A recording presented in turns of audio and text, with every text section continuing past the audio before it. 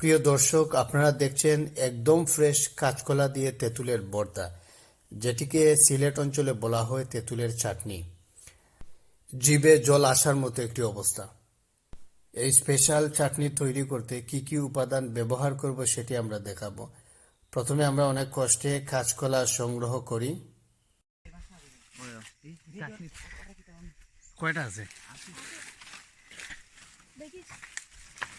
আছে আছে কিতা করিস না ভাঙ্গিস না ও তুরা আছে তুরা নি তুরা নিস না তুরান লাগে গাই লাগাইবে, আস্তার দিন গাই খাইবে। তুরা না খাইম না বা আনিলা সত্তা সর্বনাশ হয়ে লাইছে। গাছ ভাঙ্গিস না আমার তুর কই গেল ওই জীবরে খুবই চমৎকার কাঁচকলা। এর মধ্যে একটা থুরও পাওয়া যায়, আপনারা হয়তো থুর চিনেন, আমাদের সিলেট অঞ্চলে থুর বলা হয়। তারপর এই টাটকা তেঁতুল সংগ্রহ করার জন্য ডিল ছুটতে হয় গাছের মধ্যে। যাই হোক, অনেকগুলা টাটকা তেঁতুল সংগ্রহ করি, তারপর কাঁচকলা চুলিয়ে এই অবস্থা। তারপর পুরোনো দিনের তেঁতুল, অনেক সুস্বাদু হবে, লবণ এবং মরিচের মিক্স, তারপর ফ্রেশ ধনিয়া পাতা এবং রসুন।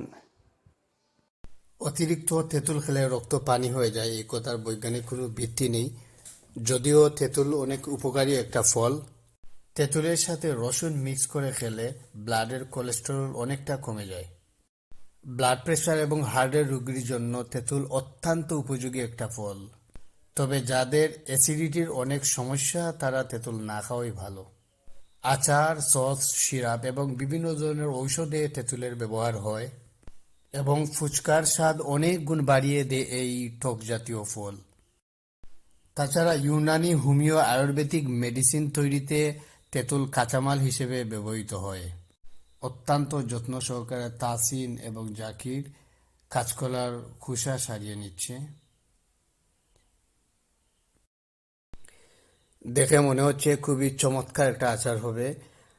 আশা করি অনেক টেস্টি এবং মজাদার একটা আচার হবে। আমাদের নাদিম সেও তাদের সাথে সহযোগিতা করছে। আশা করি আজকের এই তেঁতুল আচার অনেক সুস্বাদু এবং টেস্টি হবে।